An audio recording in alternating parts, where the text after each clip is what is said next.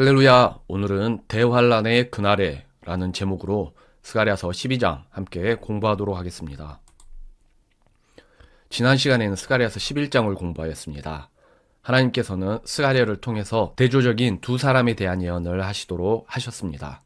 먼저는 참 목자이신 예수 그리스도를 상징하는 행위를 하도록 하십니다. 스가랴는 은혜의 아름다움이라는 지팡이와 연합이라는 지팡이를 취하여 부러뜨림으로써 초림의 뜻이 중단되는 것을 예언하였습니다. 다음으로 가짜 목자의 기구를 취하여 적그리스도를 예언하도록 하셨습니다. 두 명의 메시아를 둘러싼 11장의 예언을 다음과 같이 정리해 볼 수 있습니다. 첫 번째는 초림하신 예수 그리스도께서 거절당하실 사건에 대한 예언입니다. 그리고 두 번째는 약 2000여 년의 시간이 흘러서 적그리스도가 올 때에 이스라엘이 그를 영접할 것에 대한 예언입니다. 이러한 두 번의 실패로 인해 이스라엘 민족은 두 번의 파괴적인 심판을 경험하게 될 것이라는 예언도 제시되었습니다. 그 첫 번째는 로마에게 멸망당했던 서기 70년의 사건이고, 그리고 두 번째는 후기 로마 제국에 의해 예루살렘이 파괴될 7년 환란 때의 사건입니다. 오늘 공부할 12장의 내용은 이 타임라인 가운데에 후기 로마 제국의 왕 적그리스도가 세계 연합 군대를 이끌고 이스라엘을 공격할 7년 환란 시기가 집중적으로 다루어질 것입니다. 이스라엘이 참 메시아를 거절함으로 인해 예루살렘이 파괴될 것에 대한 예언은 서기 70년 고대 로마에서 성취되었고, 이스라엘 민족이 적그리스도를 영접하였다가 7년 환란의 심판을 받게 될 사건은 후기 로마 제국 시대에 있을 사건을 예언한 것입니다. 하지만 예수님께서 재림하심으로써 이스라엘에게 최후 승리를 주실 것인데, 그러한 것들이 오늘 공부할 스가랴서 12장의 주요한 내용이 될 것입니다. 오늘 공부할 내용을 이해하는 데 도움이 되는 내용 한 가지를 더 짚고 넘어가겠습니다. 스가랴서 12장부터는 그날에라는 표현이 매우 강조됩니다. 스가랴서 12장부터 14장까지 그날에라는 표현이 총 17번 사용됩니다. 그날이라는 이 표현은 넓은 기간 중 어느 특정한 한 시점을 가리키는 표현입니다. 그러므로 각각의 그날의 정확한 시기는 그 표현이 사용될 때마다 따져보아야 할 필요가 있습니다. 스가랴서 12장에는 그날에가 7번 사용되었는데, 그 7번 모두 7년 환란과 그 끝에 있을 예수님의 재림의 시기에 적용하여 사용되고 있습니다. 즉 스가랴서 12장은 적그리스도에 의한 7년 환란 시기에 매우 집중하고 있는 장입니다. 이러한 배경 지식을 가지고 오늘 12장을 함께 공부하도록 하겠습니다. 이스라엘이 엄중한 심판을 받게 되는 중대한 원인, 스가랴서 11장 16절 합독하겠습니다. 보라, 내가 한 목자를 그 땅에 일으키리니 그가 상한 자를 고치지 아니하고 오히려 그것들의 발굽들을 갈기갈기 찢으리라. 그 양떼를 버리는 우상 목자에게 화가 있을지어다. 칼이 그의 팔과 오른쪽 눈에 임하리니 그의 팔이 깨끗이 마르고 그의 오른쪽 눈이 완전히 어둡게 되리라 하시니라. 지난 시간에 공부했던 11장의 후반부에서는 말세에 이스라엘이 영접할 거짓 목자인 적그리스도에 대한 특징을 기술하는 것으로 마무리가 되었습니다. 이스라엘을 향한 엄중한 심판을 선언하시는 하나님, 오늘 공부할 12장은 그러한 적그리스도를 영접한 이스라엘의 배도 위에 내려질 하나님의 엄중한 심판의 말씀을 선포하십니다. 스가랴서 12장 1절 합독하겠습니다. 이스라엘을 위한 주의 말씀의 엄중한 부담이라. 주 곧 하늘들을 펼치시고 땅에 기초를 놓으며 사람 속에 사람의 영을 짓는 이가 말하노라. 하나님의 말씀의 엄중한 부담이라는 표현은 스가랴서 9장에 이어서 두 번째로 사용되고 있습니다. 9장에서는 알렉산더 대왕에 의해 이스라엘 주변 민족을 심판하실 때에 사용되어졌습니다. 창조주로서의 본질을 선포하시는 하나님, 하나님께서는 이스라엘에 대한 심판을 말씀하시며 당신의 창조의 능력을 강조하십니다. 특별히 다음 세 가지의 창조를 하나님께서는 핵심적인 것으로 제시하십니다. 하나님께서는 하늘들을 펼치셨고 땅에 기초를 놓으셨으며 사람 속에 영을 지으셨습니다. 하늘들을 창조하신 하나님, 성경은 하나님께서 창조하신 하늘이 여러 개로 구성됨을 말씀하십니다. 성경적 관점에서 하늘은 세 개의 층으로 구성됩니다. 첫째 하늘은 대기권, 둘째 하늘은 지구 밖 우주, 셋째 하늘은 하나님께서 거하시는 곳입니다. 이 세 하늘을 포괄하여 하늘들이라는 복수 형태로 담아낸 것으로 이해할 수 있습니다. 하나님의 우주 경영에 관심이 집중된 영역, 광활하고도 넓은 하늘들 가운데에 하나님의 우주 경영이 집중된 곳이 있으니 그것은 바로 땅으로 표현된 지구입니다. 그리고 그 지구를 하나님께서 집중하여 보시는 이유는 그 지구 안에 하나님의 형상을 따라 창조된 사람을 두셨기 때문입니다. 사람을 땅에 두시고 영을 그 안에 지으사 하나님을 친밀히 알고 교제할 수 있는 능력을 땅의 피조물들 가운데에 오직 사람에게만 부여하셨습니다. 이스라엘의 엄중한 심판의 말씀을 선포하시면서 그분의 창조의 능력을 강조하시는 것은 하나님께서 창조를 통해 뜻하셨던 우주 경영의 최종 목적 달성이 지척에 다가온 것을 알리시는 것으로 이해됩니다. 실패하게 될 세상 민족들의 연합 공격. 장래에 세상 모든 민족이 이스라엘을 공격하러 모여들 때가 이를 것입니다. 그때에 하나님께서 예루살렘을 강하게 하셔서 적들을 파멸로 이끄실 것임을 예언하십니다. 스가랴서 12장 2절 합독하겠습니다. 보라, 내가 예루살렘으로 하여금 사방 모든 백성들에게 사람을 떨게 만드는 잔이 되게 할 터인데 그때는 곧 그들이 유다와 예루살렘을 치려고 애워싸할 때니라. 그날에 내가 예루살렘으로 하여금 모든 백성들에게 무거운 돌이 되게 하리니 비록 땅의 모든 백성들이 그것을 치려고 함께 모일지라도 그 돌로 짐을 지는 모든 자는 산산조각 끊어지리라. 주가 말하노라. 그날에 내가 놀라게 하는 것으로 모든 말을 치며 미치게 하는 것으로 그 말탄 자를 치되 내가 내 눈을 떠서 유다의 집 위에 두고 눈멀게 하는 것으로 그 백성들의 모든 말을 치리니.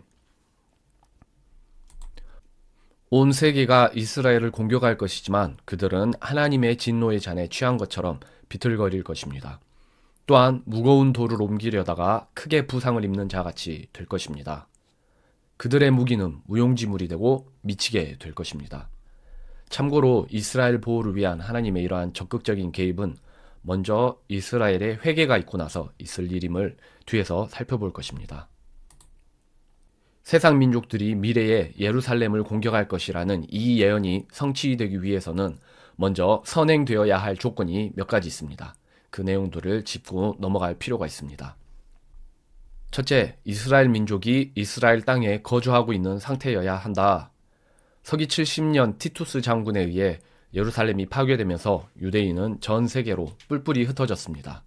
때문에 예루살렘에 유대인이 거할 것을 전제로 하는 성경의 수많은 예언들은 오랜 기간 별 의미 없는 약속으로 여겨졌습니다.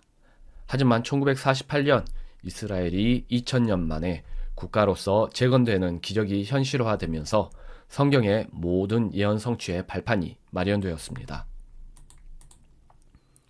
2000여 년을 세계 각처에서 떠돌던 유대인들이 고토로 돌아와 독립국가를 세웠습니다. 나라를 잃고도 2000년간 다른 민족에 흡수되지 않고 다시금 독립국가를 재건한 사례는 이스라엘이 유일무이한데 이러한 기적적인 이스라엘 국가 수립은 성경의 남은 예언 성취를 위한 것입니다. 둘째, 이스라엘 민족이 예루살렘 땅으로 돌아오되 여전히 불신 상태여야 합니다. 그러한 상태 하에서 이스라엘은 후에 등장할 적그리스도를 영접할 것이고 또한 그가 주도할 세계적인 연합 공격에 놓이게 될 것입니다. 여전히 예수 그리스도에 대한 불신앙 가운데 있는 이스라엘의 상태는 이와 같은 조건을 착실히 만족시켜 나가고 있습니다. 셋째, 말세가 되어갈수록 이스라엘을 향한 온 세상의 적개심은 더욱 커져야 할 것입니다. 이스라엘이 전 세계의 분노의 대상이 될수록 온 세상을 동원하여 군사행동을 감행할 적그리스도의 계획에 거침이 없을 것이기 때문입니다. 흥미로운 점은 이스라엘 국가가 세워진 이래로 사탄은 전 세계 사람들을 대상으로 대대적인 반이스라엘 캠페인을 벌여오고 있다는 점입니다. 일례로 UN 인권이사회의 행보를 들 수 있습니다. 유엔 인권이사회는 2006년부터 2016년까지 10년간 135개의 결의안을 채택했습니다. 놀랍게도 이 중 절반에 해당하는 68개가 이스라엘을 반인권 국가로 규탄하는 내용이었습니다. 이름만 대면 알만한 극악무도한 인권 탄압 국가들을 모두 합쳐도 중동 유일의 민주국가 이스라엘 하나를 규탄하는 결의안 수에 미치지 못합니다. 이는 비단 유엔뿐 아니라 정계, 학계, 방송 언론계 등 세상 모든 시스템의 기본적인 태도입니다. 사탄은 이미 오래전부터 그의 영향력 아래에 있는 세상의 시스템을 이용하여 세상 사람들의 마인드를 교육시켜 오고 있습니다. 이러한 사실은 유엔의 본질은 물론 사탄의 세계 경영 전략에 대해서 큰 시사점을 알려줍니다. 이스라엘의 연합을 감안한 하나님의 구원 계획. 스가랴서 12장 5절 합독하겠습니다. 유다의 다스리는 자들이 마음속으로 이르기를 예루살렘 거주민들이 만군의 주 곧 그들의 하나님 안에서 나의 힘이 되리로다 하리라. 그날에 내가 유다의 다스리는 자들을 나무 가운데 있는 화로 같게 하며 곡식단 속에 횃불 같게 하리니 그들이 오른쪽과 왼쪽과 사방의 모든 백성들을 삼킬 것이요 예루살렘에 다시 사람이 거주하되 그것의 본래 자리 곧 예루살렘에 사람이 거주하리라. 또한 주가 먼저 유다의 장막들을 구원하리니 이것은 다윗의 집의 영광과 예루살렘 거주민들의 영광이 스스로 높아져서 유다를 대적하지 못하게 하려 함이니라. 5절에서 7절은 적들이 예루살렘을 공격해 들어오는 시기에 하나님께서 그들을 어떤 식으로 구원하실 것인지 그 계획의 일부를 드러내 보이시는 흥미로운 구절들입니다. 먼저 이 구절들은 예루살렘 안에 거주하는 이들과 밖에 위치하는 이들을 구분하여 제시하고 있습니다. 먼저 유다는 예루살렘 밖에 거하는 자들을 통칭하는 표현으로 사용되었습니다. 유다에 다스리는 자들은 하나님께서 예루살렘 안에 있는 거주민들을 강하게 하셔서 이스라엘을 구원하실 것이라는 기대를 가지고 있었음을 5절은 기록하고 있습니다. 하지만 그런 기대와는 다른 방식으로 구원하실 것임을 하나님께서는 6절과 7절을 통해 말씀하십니다. 사람들은 다윗의 가문과 예루살렘 안에 거하는 자들을 하나님께서 더 영광스럽게 사용하리라 그렇게 기대하지만 하나님께서는 예루살렘 밖 유다에 거하는 자들을 횃불과 같게 강하게 하시고 그들을 통해서 이스라엘 구원을 시작하실 것이라는 계획을 알려주십니다. 예수님 안에서의 이스라엘 연합은 하나님의 중요한 뜻. 하나님께서는 핵심으로 간주되는 다윗의 집이나 예루살렘 거주민이 아니라 예루살렘 밖 거주민들을 강하게 하셔서 구원을 시작하실 것입니다. 이는 이스라엘 민족 내부에 존재하는 특권의식까지도 감안하여서 하나님께서 구원의 방식을 계획하셨음을 보여줍니다.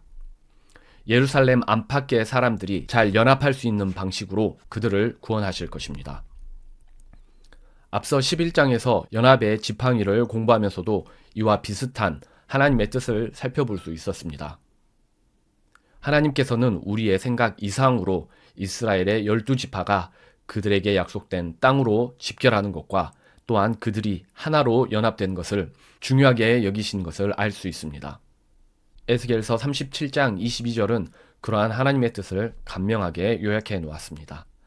합독하시겠습니다. 또 내가 이스라엘의 산들 위에 그 땅에서 그들을 한 민족으로 만들어 한 왕이 그들 모두에게 왕이 되게 하리니 그들이 다시는 두 민족이 되지 아니하고 다시는 두 왕국으로 나뉘지 아니하리라. 초림 때에는 메시아가 거절당함으로 하나님께서 연합의 뜻을 꺾으셨습니다. 하지만 메시아의 재림 때에는 하나님의 섬세하신 구원 계획을 통해 이스라엘이 확실한 연합 가운데 설 것을 우리는 기대할 수 있습니다. 하나님의 권위가 임할 다윗의 집. 스가랴서 12장 8절 합독하겠습니다. 그날에 주가 예루살렘 거주민들을 보호하리니 그들 가운데 연약한 자가 그날에는 다윗 같고 다윗의 집은 하나님 같으며 또 그들 앞에 있는 주의 천사 같으리라. 또 그날에 내가 예루살렘을 치러 오는 모든 민족들을 멸하려 하리라. 하나님께서는 예루살렘을 강하게 하실 그날에 다윗의 집은 마치 성부 하나님 같기도 하고 또한 구약에서 주의 천사로 표현된 성자 예수님과 같기도 할 것이라 약속하십니다. 이는 다윗의 자손으로 오신 예수님의 재림을 기대케 합니다. 이스라엘의 적은 세상의 모든 민족. 한편 이스라엘의 적은 어느 한두 국가가 아니라 모든 민족이 될 것입니다. 유엔의 모든 회원국이 중동의 작은 한 나라를 치기 위해 모이는 그러한 형국과 같을 것이라는 말입니다. 세계연합군과 하나님과의 이 기괴한 전투는 흔히들 아마겟돈 전쟁이라고 부르는 그 사건입니다. 아마겟돈 전쟁은 포도즙틀 심판으로 묘사되기도 하고 그 끝에는 새들의 만찬이 있을 것입니다. 또한 이 사건은 에스겔서 39장의 곡의 첫 번째 전쟁과도 연결됩니다. 성경의 산지에 있는 아마겟돈 전쟁의 예언들을 종합하여 구성된 타임라인을 살펴보겠습니다. 가능한 많은 시나리오 가운데 하나로서 참고용으로 보시고 각자 공부해 보시기 바랍니다. 아마겟돈 전쟁 타임라인. 첫째, 적그리스도 군대가 무기또에 집결할 것입니다. 그리고 바벨론 땅에 재건될 음녀 바벨론이 멸망할 것입니다. 셋째, 적그리스도 군대가 예루살렘으로 이동하여 공격하고 파괴할 것입니다. 넷째, 이스라엘 백성이 하나님께서 예비해 놓으신 처소 보스라로 피할 것입니다. 다섯째, 현재의 요르단 지역은 적그리스도가 장악하지 못할 것입니다. 여섯째, 적그리스도 군대가 보스라로 진군할 것입니다. 일곱째, 보스라의 집결해 있는 이스라엘이 민족적으로 회심을 하게 될 것입니다. 여덟째, 예수님께서 재림하셔서 보스라에서의 전투를 승리로 이끄실 것입니다. 아홉째, 다시 장면이 예루살렘으로 바뀌어서 여호사밧 골짜기에서 최종적으로 전투가 끝날 것입니다. 열 번째, 최종 승리 후 감람산에 예수님께서 서실 것입니다. 이와 같이 성경 기록은 최후의 전쟁의 영역을 무기또와 그리고 요르단의 보스라 영역 사이로 규정하고 있습니다. 흥미로운 점은 이 둘 사이의 거리가 계시록 14장 1600 스타디온에 해당한다는 점도 기억해 두시면 좋을 것 같습니다. 이스라엘의 민족적 회개. 처음에는 이스라엘을 심판 가운데 내어두셨던 하나님께서는 종국에 다시금 그들을 돌아보사 구원하실 것을 약속하십니다. 10절은 하나님께서 이스라엘 민족에게 다시금 은혜를 베푸실 이유를 알려줍니다. 스가랴서 12장 10절 합독하겠습니다. 내가 다윗의 집과 예루살렘 거주민들 위에 은혜의 영과 간구하는 영을 부어주리니 그들이 곧 자기들이 찌른 나를 바라보고 사람이 자기 외아들을 위하여 애곡하듯 그를 위하여 애곡하며 사람이 자기 처음 난 자를 위하여 쓰라리게 슬퍼하듯 그를 위하여 쓰라리게 슬퍼하리로다. 예수님의 초림 때부터 시작된 메시아를 향한 이스라엘의 거부는 2000여 년이 지난 마지막 때까지도 지속될 것입니다. 적그리스도 지휘하에서 세계연합군이 공격해 들어올 그때가 되어서야 그들은 회개에 이르게 될 것입니다. 그 회개의 모습을 기록한 것이 10절의 내용입니다.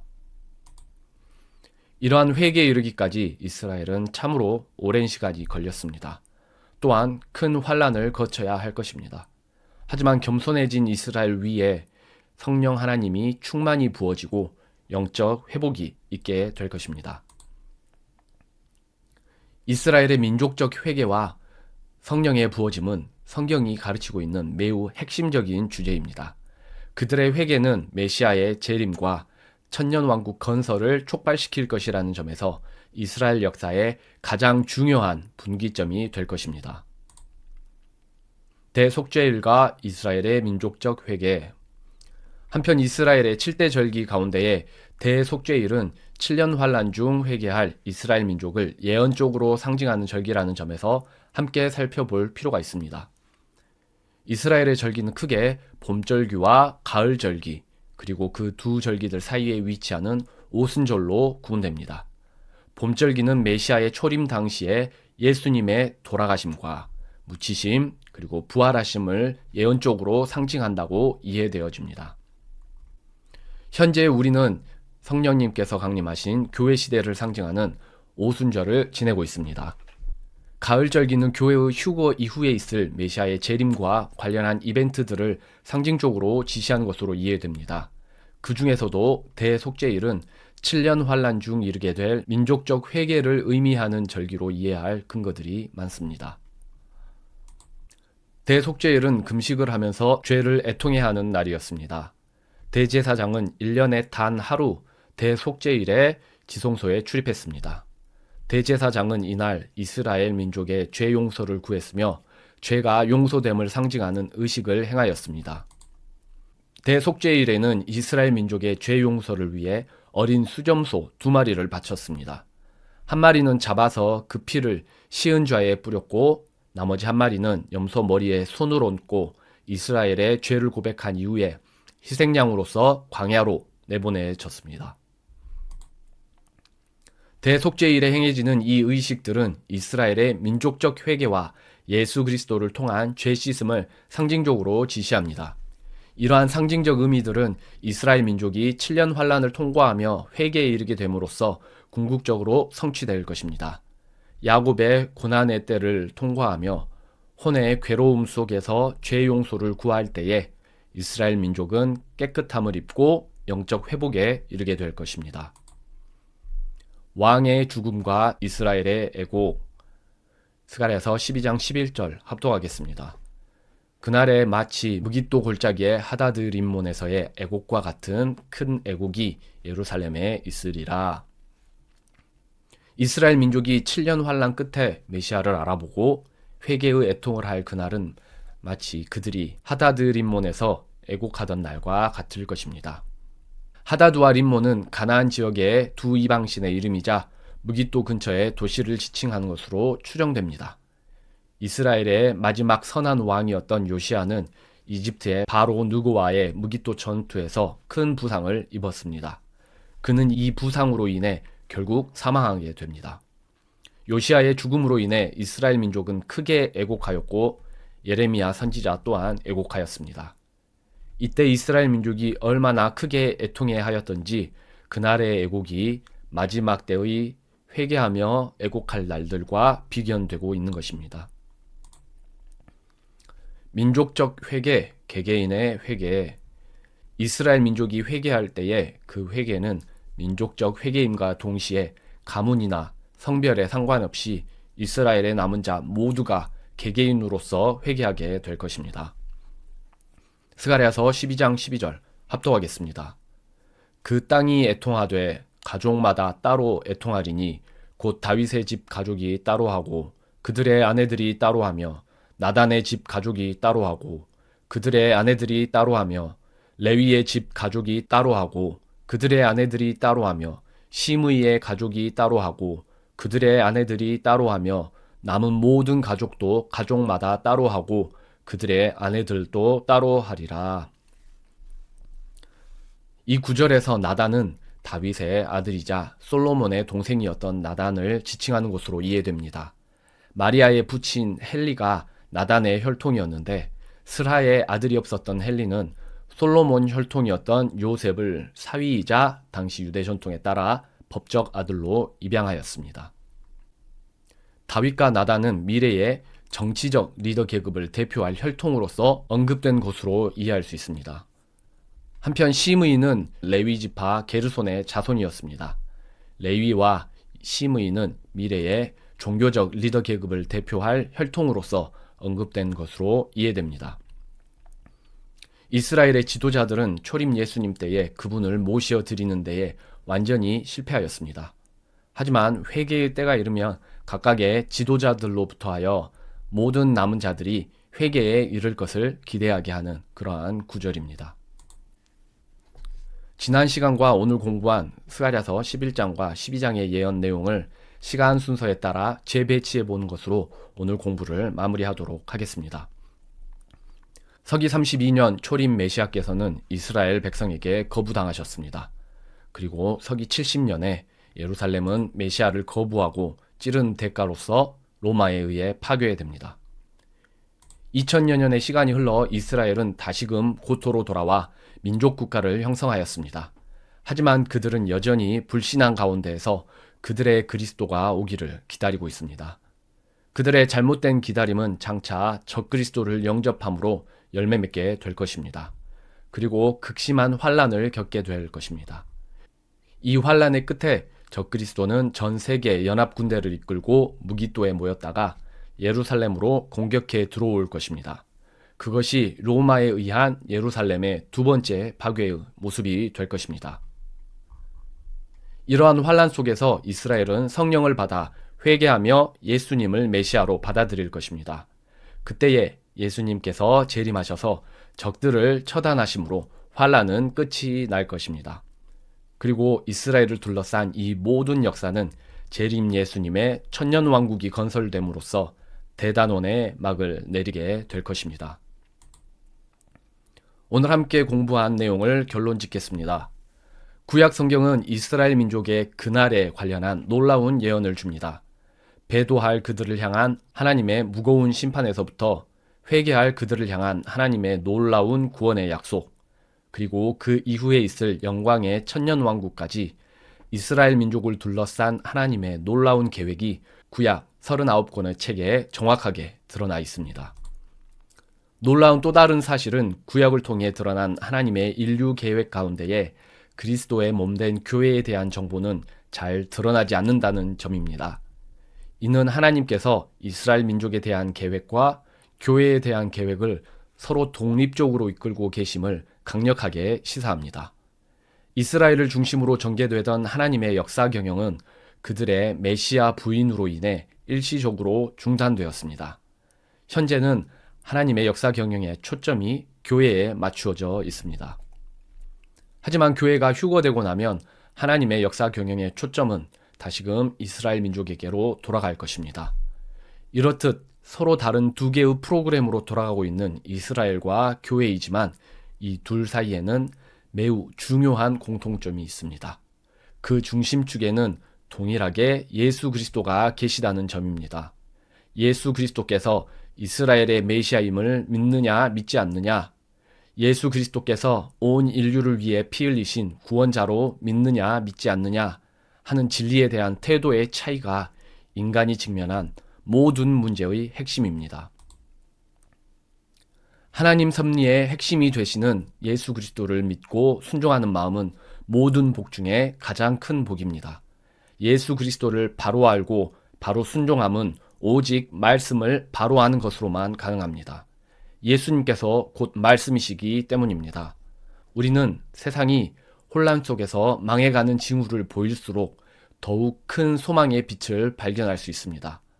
그것은 교회의 시대가 휴거로서 끝이 나고 이스라엘 민족을 위한 그날로 하나님의 역사의 프로그램이 바뀔 날이 더욱 가까움을 뜻하기 때문입니다.